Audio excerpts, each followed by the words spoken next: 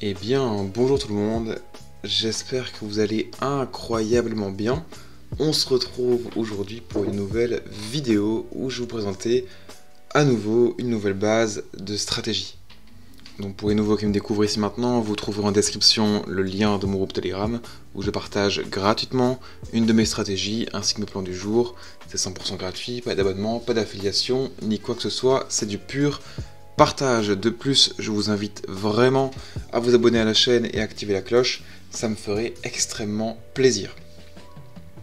Donc voilà, petit disclaimer comme à chaque fois, n'oubliez pas qu'avant de commencer, avant de vous lancer en réel, vous devez bien connaître le marché que vous souhaitez trader, avoir un plan, connaître la gestion du risque, etc. etc.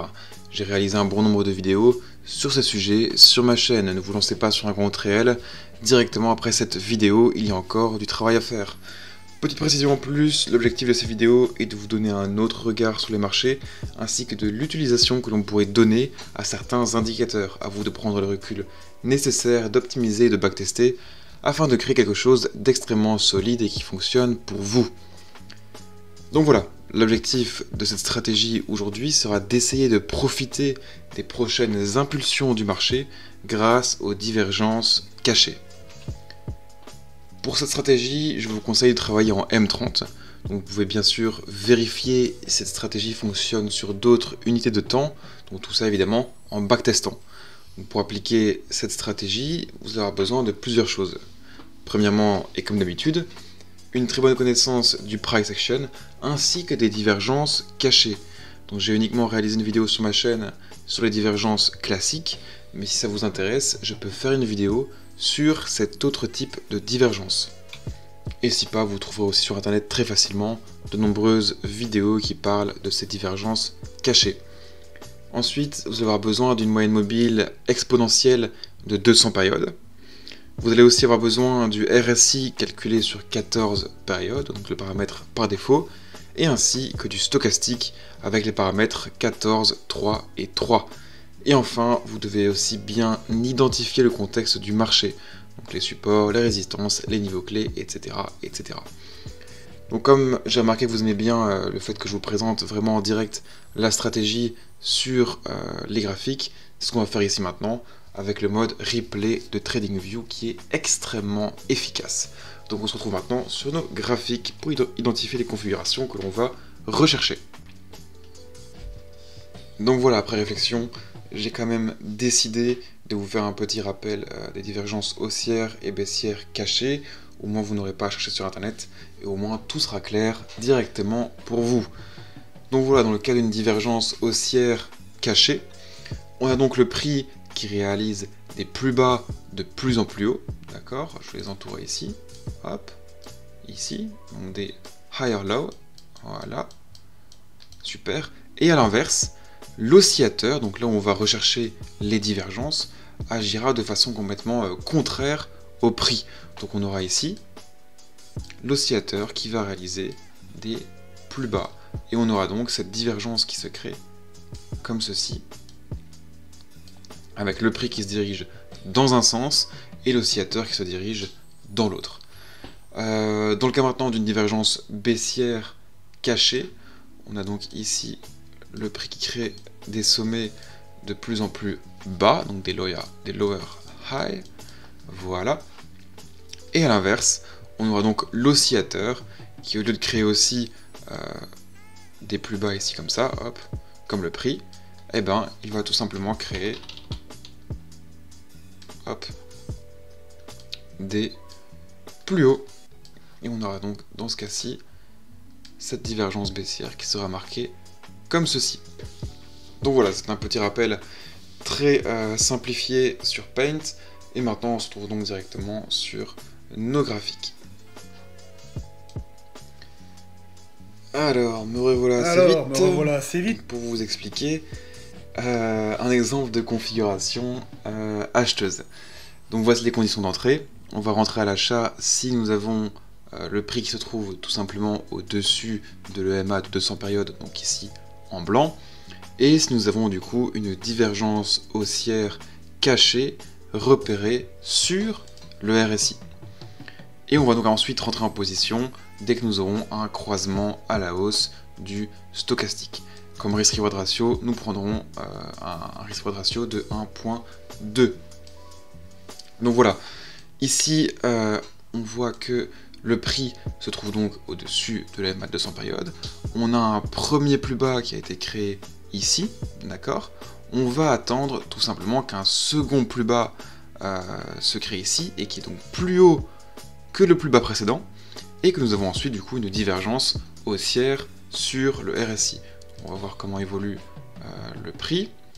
Donc pour vous aider à repérer correctement les divergences, petite astuce, vous pouvez éventuellement tracer une ligne horizontale ici sur le plus bas, hop, de façon à voir à partir de quel moment le prix va passer sous cette ligne horizontale, d'accord. Donc ça montrera qu'on aura une divergence potentiellement haussière, et donc il faudra ensuite que le prix ici n'ait pas été sous ce plus bas ici. Donc on peut tracer de droite horizontale. Donc on va voir ce qui se passe ensuite. Très bien, vous pouvez voir que le prix ici, il est passé en dessous la ligne horizontale, donc en dessous du dernier plus bas sur le RSI. Hop. Donc on peut tracer notre fameuse droite ici, qui va commencer à définir la divergence. Maintenant on va voir ici si on a du coup une divergence haussière. Pour l'instant c'est le cas, d'accord. Le prix n'a pas réussi à atteindre un nouveau plus bas pour l'instant. Donc maintenant on va essayer d'attendre qu'on ait une entrée à l'aide du stochastique. Donc dès ici que la ligne bleue passera au-dessus de la ligne orange, on aura donc un signal d'achat. Donc on va attendre, très bien. Donc on voit ici que le prix est passé, pardon pas le prix, la ligne bleue est passée donc au-dessus de la ligne orange. On a donc un signal d'entrée à l'achat. Nous avons donc bien une divergence haussière. Maintenant c'est sûr que le prix pourrait s'inverser et toucher notre stop loss, hein, d'accord, c'est évident. On joue ici encore une fois avec de l'anticipation et avec le fameux jeu de probabilité du trading. Donc hop, je l'ai ici, très bien. On rentre là, et moins de rentrer un petit peu avant je pense, la bougie précédente. On met notre stop loss juste ici, en dessous du dernier plus bas, et on prend donc un risk-reward ratio de 1.2. Voilà, maintenant il n'y a plus qu'à attendre et voir si notre analyse était correcte. Donc on va accélérer un petit peu tout ça. Hein. Très bien. Vous pouvez voir que le prix a donc atteint notre take profit. Donc pour résumer, parce que ça peut sûrement être un petit peu complexe pour les débutants ici maintenant, on a donc le prix qui était bien au-dessus de l'EMA200, donc recherche de position acheteuse. On a une divergence haussière cachée. Je vais te les mettre les traits. Oula, hop. On va faire ça ici en plus épais. Voilà, comme ça vous verrez mieux. Hop. Parfait. On a donc la divergence haussière cachée qui est donc parfaitement identifiée ici. D'accord. On a donc, comme expliqué, le RSI qui fait des plus bas, de plus en plus bas, et le prix donc qui crée des plus bas de plus en plus haut. On a ensuite un croisement du stochastique ici, qui définit donc notre signal d'achat. On rentre en position, risk-reward ratio de 1.2, et on a donc ici une position gagnante. Donc on se retrouve maintenant ensuite pour un exemple de position vendeuse. Donc voilà, on se retrouve maintenant pour un exemple de position vendeuse. Donc dans le cas d'une position vendeuse, il faudra que le prix se trouve sous le MA200 et que nous avons donc une divergence baissière cachée. Donc on va voir ici comment le prix évolue. Donc on peut voir ici on a un sommet qui a été créé ici, qui est plus bas donc le précédent. On va voir ensuite si on a maintenant un autre sommet qui sera plus bas encore que le précédent et où on aura donc une divergence baissière cachée. Ce qui n'était donc pas le cas ici pour le sommet précédent. On va voir comment le prix évolue. Oui, on peut toujours faire comme je vous ai expliqué, on peut tracer ici notre ligne horizontale. Très bien, on va voir si le RSI passe au-dessus de cette ligne. Et on va voir aussi si le prix passe ici au-dessus de cette ligne, ce qui confirmera donc qu'il n'y a pas de divergence baissière. On a fait une bêtise. Très bien. Ok, donc ici on a le prix qui est passé sur l'oscillateur, le RSI qui passe donc au-dessus de cette ligne horizontale qui correspond au dernier sommet. Donc on a ici notre début de divergence qu'on peut tracer éventuellement comme ça. Maintenant, à voir ce qui se passe ici sur notre graphique. Ok, donc il semblerait à la suite de cette pin bar que nous avons donc ici un sommet plus bas que le précédent. On va donc attendre maintenant une confirmation du stochastique pour entrer. Hop, très bien, le stochastique est brisé ici. Du coup, nous avons donc notre signal de vente. Donc à nouveau, vous voyez donc on a une confirmation évidemment de notre divergence baissière, donc comme expliqué ici avant, avec ces deux droites. Hop, position vendeuse juste ici, ou bien on va dire là, ici. Hop, voilà. Stop loss au-dessus du dernier sommet. On prend un risk-reward ratio de 1.2. Voilà. On est un petit peu au-dessus, ce n'est pas grave. Maintenant, on va voir comment le prix évolue. Hop, et voilà, on a donc ici un take profit qui est touché.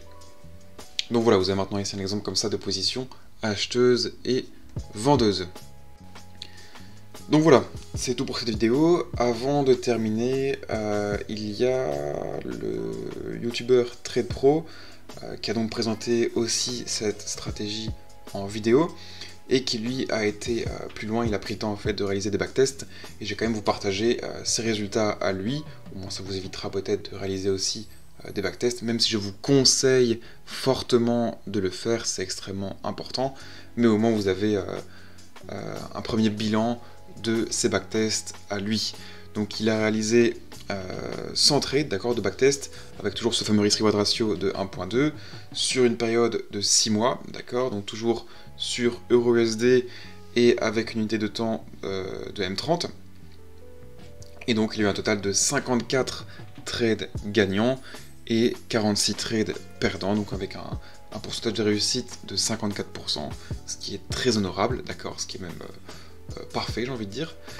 Le nombre de pertes consécutives a été de 4 et le nombre de gains consécutifs a été aussi de 4, et ils se sont donc retrouvés, il me semble, en risquant 1% par position, avec un gain sur son compte de 62% après 6 mois, ce qui est une excellente performance. Donc vous voyez que c'est une stratégie qui est très rentable, et vous voyez, il y a moyen en fait de réaliser de très bons profits et d'être constant dans vos résultats, pardon. Donc voilà, j'espère que ça vous aura aidé. N'oubliez pas que ça reste une base de stratégie, même si elle est très complète, il y a encore du boulot, d'accord? Surtout au niveau par exemple du backtest. Comme je vous ai dit avant, je vous conseille vraiment de le faire, c'est extrêmement important. Et donc voilà, donc c'était aussi simple, tout le monde serait gagnant. À vous maintenant d'ajouter d'autres éléments, d'autres conditions d'entrée s'il le faut. N'oubliez pas que tout est possible. Mais n'oubliez surtout pas de constituer votre plan, d'exécuter votre plan, de tenir votre journal et d'optimiser votre plan. C'est en suivant ce processus avec rigueur et discipline que vous deviendrez rentable sur les marchés. Donc voilà, merci à vous d'avoir regardé cette vidéo jusqu'au bout. N'hésitez pas à liker, vous abonner, mettre un petit commentaire pour le référencement, ça me ferait extrêmement plaisir. Donc voilà, bon trade et à bientôt.